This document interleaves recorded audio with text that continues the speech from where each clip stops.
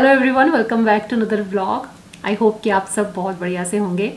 आप सबकी डिमांड पे मैं ये वीडियो लेके आई हूँ क्योंकि मैं अक्सर आपको कह रही हूँ कि रीडिंग की थोड़ी सी हैबिट बनाइए। चाहे आप 2 पेजेस पढ़िए डेली, 10 मिनट लगा के टाइमर, तो आप पढ़ सकते हैं। तो आप लोगों की रिक्वेस्ट आ रही है मुझे बार बार कि हम पढ़ना चाहते हैं लेकिन समझ में नहीं आ रहा कि हम स्टार्टिंग कहाँ से करें। तो बस कहाँ से स्टार्ट करना है उसके बारे में भी बात करेंगे और कुछ बुक्स मैं आपके साथ शेयर करूँगी जो मुझे लगता है कि आपको ज़रूर पढ़ लेनी चाहिए, क्योंकि पिछले कुछ सालों में ना मैंने खुद को बहुत इम्प्रूव किया है। सेल्फ इम्प्रूवमेंट पे खासकर मैंने बहुत काम किया है। खुद को मैंने बहुत टाइम दिया है, चाहे वो मेरी फिजिकल वेलबींग हो, मेरी मेंटल हेल्थ हो, चाहे मेरे इमोशंस हो। तो वो हर चीज़ को हम बैलेंस कर पाते हैं जो हमारे अराउंड होती है जब हम फिजिकली और मेंटली स्ट्रांग होते हैं। और उनमें सबसे बड़ा एक रोल प्ले करती हैं बुक्स। इस चीज़ को आप समझ पाओगे जब आप पढ़ना शुरू करोगे, क्योंकि डेली आप कुछ ना कुछ नया सीखोगे। आज जो बुक्स मैं आपके साथ शेयर कर रही हूँ, सारी बुक्स के वही टॉपिक हैं जो अक्सर मैं आपसे बात किया करती हूँ, अक्सर मैं अपनी वीडियोस बना के आपके साथ शेयर करती हूँ। मतलब आप कह सकते हैं कि ये सारी बुक्स मेरे इंटरेस्ट की हैं, लेकिन मेरे इंटरेस्ट की बुक्स सबके इंटरेस्ट की बुक्स हों ये ज़रूरी नहीं है। इसलिए जब भी आप कोई बुक खरीदते हो या खरीदने से पहले अपने इंटरेस्ट को जानिए कि मैं किस तरह की चीज़ें पढ़ना पसंद करूँगी। फर्स्ट ऑफ ऑल मैं कहना चाहूँगी कि बहुत सारे लोग, मतलब मेजॉरिटी ऑफ पीपल ऐसे होते हैं जिनको बुक्स पढ़ने की आदत नहीं होती और वो नॉन फिक्शन से अगर शुरू करते हैं तो इंटरेस्ट बना नहीं पाते। मतलब बुक खरीद लेना, बुक शुरू करना कोई बड़ी बात नहीं होती, कोई मुश्किल बात नहीं होती, लेकिन उस बुक को ख़त्म करना एक बहुत बड़ा चैलेंज होता है अगर वो बुक आपके इंटरेस्ट की ना हो तो इसलिए मैं चाहूँगी कि अगर आप नॉन फिक्शन से शुरू करते हैं तो हो सकता है कि कहीं ना कहीं आप बीच में ब्रेक लगा लें या आपका इंटरेस्ट ना बन पाए। तो अगर आप चाहें तो आप फिक्शन से भी शुरू कर सकते हैं, लेकिन मैं अपनी बात करूं तो मैंने नॉन फिक्शन से ही शुरू किया था। मैंने नॉवेल्स नहीं पढ़े थे, बट हाँ पिछले साल जैसे ही 2024 स्टार्ट हुआ मैंने 2 नॉवल खरीदे थे और मैंने आपको बताया भी था कि मैं हिंदी उपन्यास पढ़ना शुरू करूंगी, लेकिन मैं 2 ही उपन्यास पढ़ पाई जो बेस्ट उपन्यास हैं मेरे ख्याल से। आपको भी ज़रूर पढ़ने चाहिए वो नॉवेल्स, तो हम शुरुआत उन्हीं से करेंगे। अच्छा, दूसरी चीज़ मैं कहना चाहूँगी, जो भी बुक्स मैं आपके साथ शेयर कर रही हूँ, जो इंग्लिश बुक्स हैं उनके हिंदी वर्जन भी आपको मिल जाएंगे। तो जिन जिन बुक्स के हिंदी वर्जन मिल जाएंगे वो भी मैं आपको बता दूंगी, और बाकी इन सभी बुक्स के लिंक आपको डिस्क्रिप्शन बॉक्स में मिल जाएंगे, आपको वो खरीदना ईजी रहेगा। तो चलिए हम शुरुआत करते हैं पहले नॉवल से जो मैंने पिछले साल खरीदे और उनको पढ़ा और बहुत सारे सवालों के जवाब मिले। तो पहली बुक है सोफी का संसार, जस्टिन गार्डर की लिखी हुई है। ये एक्चुअल में ये इंग्लिश बुक है, सोफीज वर्ल्ड, उसी का ये वर्जन है हिंदी। जैसे मैंने आपको कहा कि मैं हिंदी पढ़ना चाह रही थी तो इसीलिए मैंने ये बुक खरीदी थी, और साथ ही मैंने खरीदी थी गोदान। तो पहले हम इसके बारे में थोड़ा सा जान लेते हैं कि इस बुक में एक्चुअल में है क्या। तो अगर आपको इंटरेस्ट आए तो आप खरीद सकते हैं। एक्चुअल में सोफी एक लड़की है, छोटी सी लड़की है, और उसके फादर उसको फिलॉसफी सिखाना चाहते हैं और वो इस चीज़ की शुरुआत करते हैं लेटर्स के थ्रू, जिसमें वो अपनी बेटी को लेटर्स भेजते हैं और उस लेटर में बहुत सारी ऐसी चीज़ें होती हैं जिनके जवाब सोफी अपने आप से पूछती है।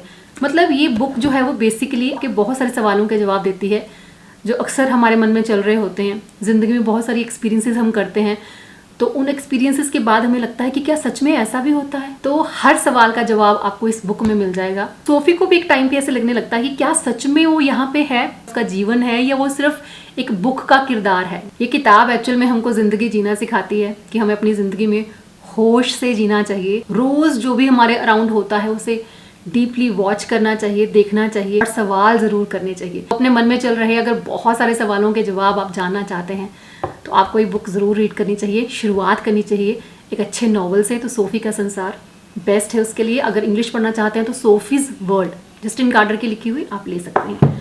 नेक्स्ट बुक है गोदान, मुंशी प्रेमचंद जी का लिखा हुआ ये उपन्यास है। जब मैंने ये खरीदा था तो मुझे लगा नहीं था कि मैं इसे कंप्लीट कर पाऊंगी, क्योंकि ये बहुत पुराने टाइम 1936 में लिखा गया था। ये बहुत पुराना उपन्यास है। सच मानेंगे इसे शुरू करने के बाद फिर मैं इसको बंद नहीं कर पाई, क्योंकि बहुत इंटरेस्टिंग है। एक्चुअल में ये जो नॉवल है ये हमारी सोसाइटी के हर क्लास के बारे में बात करता है। मोस्टली होता क्या है, जिस भी क्लास से हम बिलोंग करते हैं, मान लीजिए मिडिल क्लास से बिलोंग करते हैं तो हमें लगता है कि मिडिल क्लास में बहुत सारा स्ट्रगल है। जो लोअर क्लास के लोग होते हैं उनको लगता है कि हमारी लाइफ में बहुत स्ट्रगल है। अपर क्लास वालों को अलग स्ट्रगल फील होता है। तो इस उपन्यास में उन्होंने हर वर्ग का, हर क्लास का स्ट्रगल दिखाया है। स्पेशली इसमें एक किरदार है होरी, उसी के अराउंड ये पूरा जो है उपन्यास घूमता है। ऐसे एक गाय लेने की उसकी इच्छा होती है और पूरे उपन्यास में वो इच्छा जो है वो उसकी बनी रहती है और उसी इच्छा के साथ वो अंत में मर जाता है।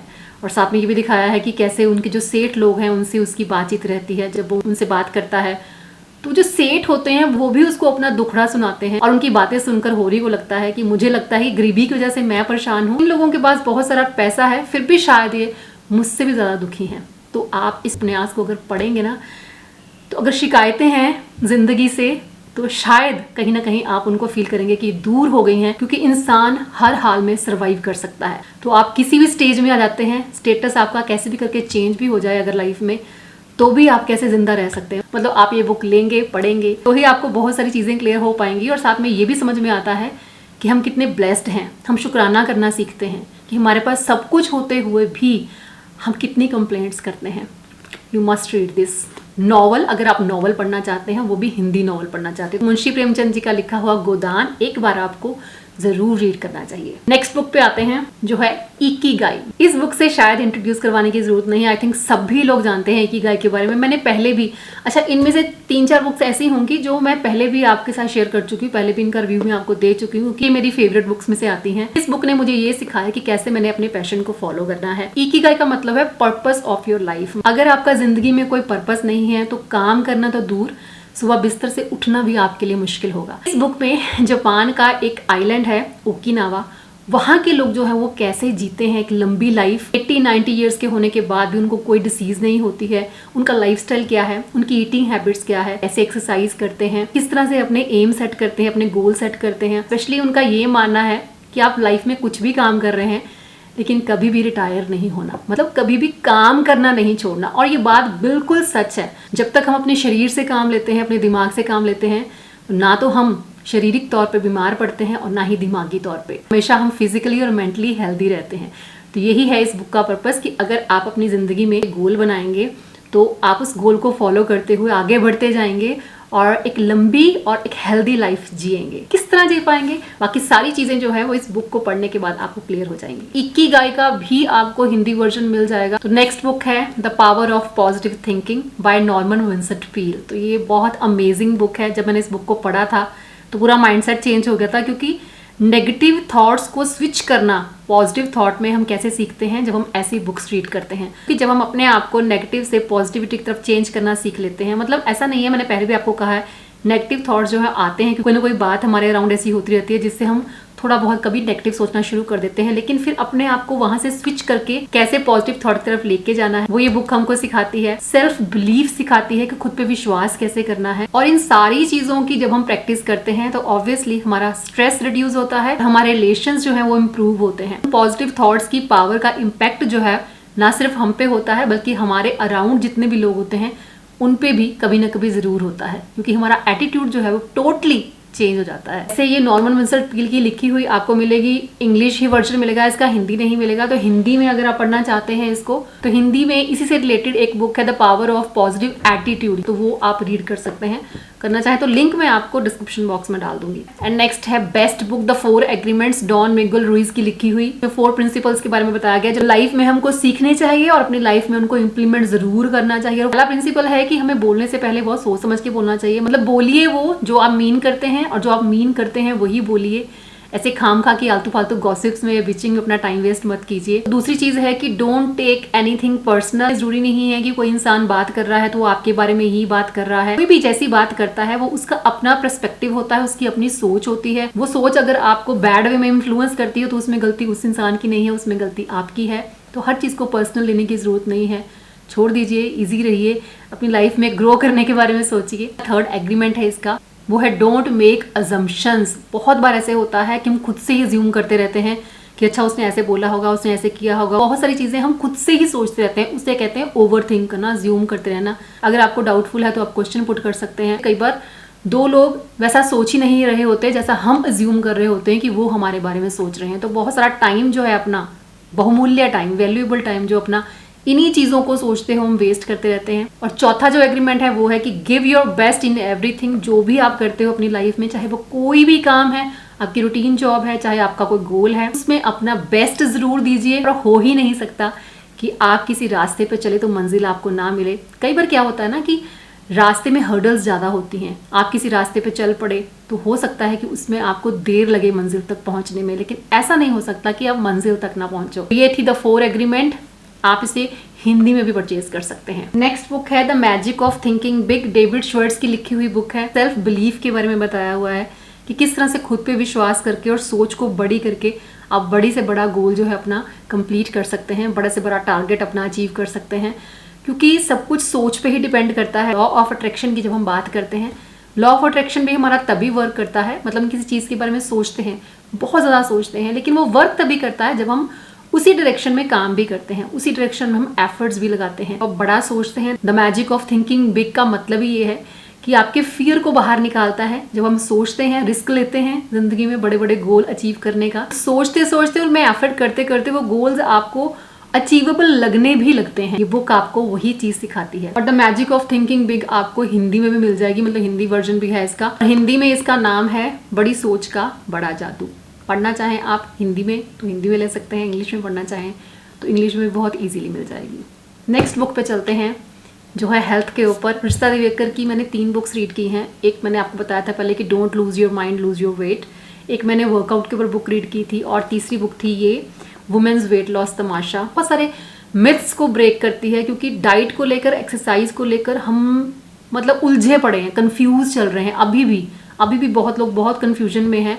जिन डाइट्स के नाम होते हैं उन पे ज़्यादा बिलीव करते हैं और कुछ टाइम पे फिर वापस आते हैं जब अपनी नॉर्मल डाइट पे, तो वेट गेन जैसी प्रॉब्लम्स फिर से फेस करने लगते हैं। हमारा टारगेट जो है वो वेट लूज करना नहीं होना चाहिए, हमारा टारगेट होना चाहिए हेल्दी और फिट रहना, एनर्जेटिक रहना। तो इस तरह की सोच के साथ हम एक अच्छी डाइट को जब अपना लाइफस्टाइल बनाते हैं, एक्सरसाइज डेली बेसिस पे करते हैं, मतलब मूव करते रहते हैं, तो साइड इफेक्ट्स में ही हमें फिर वेट लॉस मिल जाता है। इसी के रिगार्डिंग है ये बुक की बहुत सारी चीज़ें जो है वो सोशल मीडिया पे आपको घुमाती फिराती हैं, उलझाती हैं, लेकिन अपनी रूट्स को कभी मत छोड़िए। कैसी डाइट हम सबके लिए अच्छी है, बेहतर है, सिंपल डाइट, और कैसे हमें एक्सरसाइज करनी चाहिए, एक्सरसाइजेस के मिथ्स को, डाइट के मिथ्स को ये बुक ब्रेक करती है। स्पेशली ये बुक जो है वुमेन के लिए बनाई गई है। अगर आप पढ़ना चाहें तो आप पढ़ सकते हैं।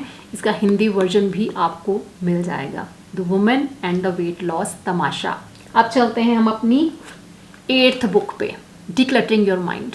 मैंने पहले भी शायद इस बारे में बहुत बात की है। एजे स्कॉट ने लिखी है ये बुक। मैंने हमेशा कहा है कि जब भी आपको लगे कि नहीं आप मेंटली बहुत ज़्यादा वीक हैं, बहुत जल्दी आप नेगेटिव थॉट्स के घेरे में आ जाते हैं, बहुत जल्दी आप लोगों के इन्फ्लुएंस में आ जाते हैं, मतलब वो लोग जो आपके कॉन्फिडेंस को लो करते हैं, आपकी सेल्फ एस्टीम को लो करते हैं, आपसे बात वैसे करते हैं कि आपको इन्फ्लुएंस करके वो आपको डिमोरलाइज कर दें या आपको क्रिटिसाइज करते हैं, उन लोगों के साथ कैसे डील करना है, अपने थॉट्स को कैसे स्विच करना है, कैसे अपने नेगेटिविटी से पॉजिटिविटी की तरफ जाना है, कैसे अपने माइंड को डीक्लटर करना है, तो उसके रिगार्डिंग ये बुक है। हिंदी में पढ़ना चाहते हैं तो हिंदी में भी आपको ये बुक जरूर मिल जाएगी, डीक्लटर योर माइंड। देखो, जब भी हम ज़्यादा सोचते हैं, मतलब ज़्यादा सोचना पूरा नहीं होता, आइडियाज़ क्रिएट होते हैं उससे, लेकिन जब भी हम गलत वे में सोचते हैं, गलत डायरेक्शन में सोचते हैं, तो हमारे माइंड की जो एफिशिएंसी है ना वो कम होने लगती है। तो बहुत छोटे छोटे काम करते हुए भी हमें लो एनर्जी फील होता है। वो इसीलिए होता है क्योंकि माइंड में ना ट्रैफिक जाम रहता है हमेशा।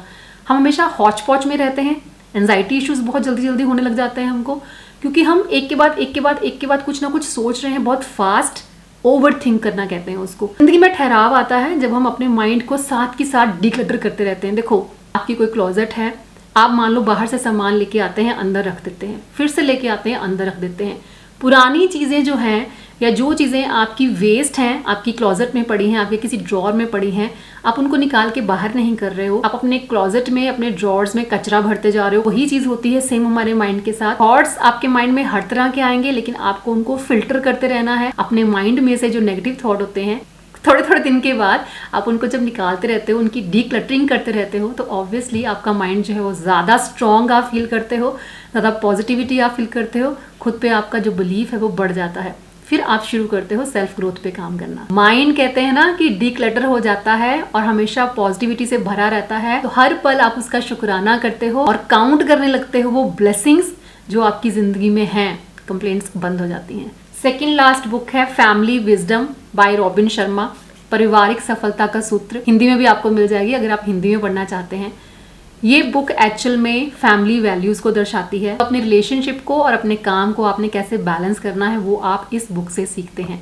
पेरेंट्स को ये एक लीडरशिप सिखाती है कि किस तरह से आगे बढ़कर अपने बच्चों को उन्होंने गाइडेंस के थ्रू ज़िंदगी के लेसन देने हैं, किस तरह से उनके साथ अपना बॉन्ड जो है वो स्ट्रॉन्ग करना है, ये सब चीज़ें जो है वो आपको इस बुक से सीखने को मिलेंगी। हम सबकी लाइफ का एक पर्पस होना चाहिए, उस पर्पस को पूरा करते करते किस तरह से अपने फैमिली के इमोशंस का भी हम ख्याल रख सकते हैं, अपने रिलेशनशिप को स्ट्रॉन्ग कर सकते हैं, किस तरह से हमको अपना एक्सेप्टेंस मोड ऑन करना है जब हमको अपने घर के बुजुर्गों से या अपने घर के बच्चों के साथ डील करना है। तो बहुत सारी चीज़ें ये बुक आपको सिखाती है। फैमिली में अगर कोई भी आपको इशू फील हो रहा है, वर्क लाइफ बैलेंस हम नहीं कर पाते हैं, अपने रिलेशन को संभालते हैं तो काम छूट जाते हैं, काम संभालते हैं तो रिलेशंस थोड़े से इग्नोर फील करने लगते हैं, कैसे उन सब चीज़ों को हम बैलेंस करें कि हमारी सेल्फ ग्रोथ भी इफेक्ट ना हो और हमारा काम और हमारा रिलेशनशिप भी इफेक्ट ना हो। तो बेसिक नॉलेज देती है हमें ये बुक, लेकिन बाकी वही कहते हैं ना कि प्रैक्टिकली जो हम सीखते हैं लाइफ में, जो भी हमारे साथ होता है, जो भी चीज़ें हम एक्सपीरियंस करते हैं, उनसे हम बहुत कुछ सीखते हैं। लेकिन फिर भी एक बेसिक हेल्प के लिए आप इस बुक को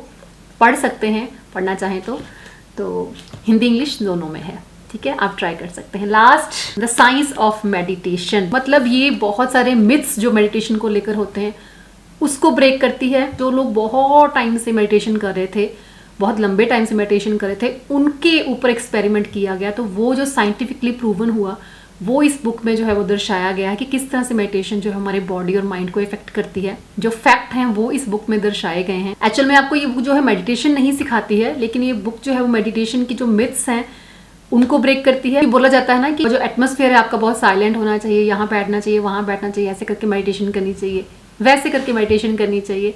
मेडिटेशन के कोई हार्ड एंड फास्ट रूल नहीं होते हैं, तो वही चीज़ इस बुक में जो है डिस्क्राइब की गई है। सेकेंडली ये चीज़ बताई गई है इसमें जो लोग कंसिस्टेंटली मेडिटेशन करते हैं, चाहे वो बहुत थोड़ी देर के लिए ही करते हैं, तो लॉन्ग टर्म उनके क्या इफेक्ट्स उनकी बॉडी या माइंड पे होते हैं वो भी इस बुक में आपको जानने को मिलेगा। कहने का स्टैंड ये है, बुक आप कोई भी चूज कर लीजिए। मैं ये नहीं कहूँगी कि मैंने अगर आपको 10 बुक्स के बारे में बताया है तो आप 10 की 10 बुक्स खरीद लीजिए, किसी एक बुक से जो भी आपको ठीक लगे। जैसे जैसे मैंने अभी आपको बताया है, तो जिस बुक में सबसे ज़्यादा आपका इंटरेस्ट बना, जिसके बारे में आप ज़्यादा जानना चाहते हैं, कोई भी वो एक बुक आप बाय कर लीजिए, उसको आप शुरू कीजिए पढ़ना, लेकिन कंसिस्टेंटली पढ़िए। शुरू शुरू में हो सकता है कि आपका इंटरेस्ट ना बने, आपको थोड़ा ना मज़ा ना आए, क्योंकि आदत नहीं होती ना, तो थोड़ा सा ऐसा फील होता है। लेकिन जैसे जैसे आप पढ़ना शुरू करेंगे, पढ़िए और उसको ध्यान से एनालाइज कीजिए कि आपने उसमें से क्या सीखा। चाहे आपने 2 पेज पढ़े, 3 पेज पढ़े, एक बुक को आप 2 बार 3 बार पढ़ सकते हैं, लेकिन पढ़ने की हैबिट ऐसे ही बनती है। और एक बार वो हैबिट बन गई तो खुद में फिर चेंजेस देखने के लिए आप बिल्कुल तैयार रहिए। मुझे एक कॉमेंट आया था, कोई 50 ईयर की लेडी थी शायद,